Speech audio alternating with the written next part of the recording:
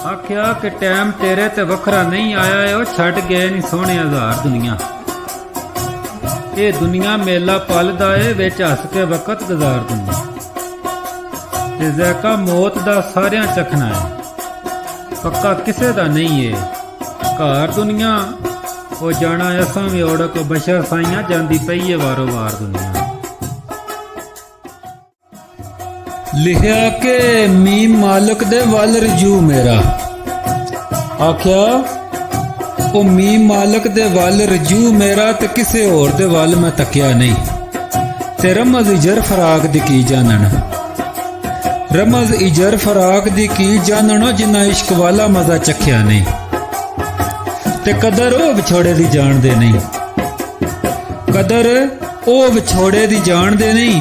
ओ जिन्ना जहर जुदाई दा फकिया नहीं, और विच रजा दे बशर साइयां असद विच सीने दे रखिया नहीं।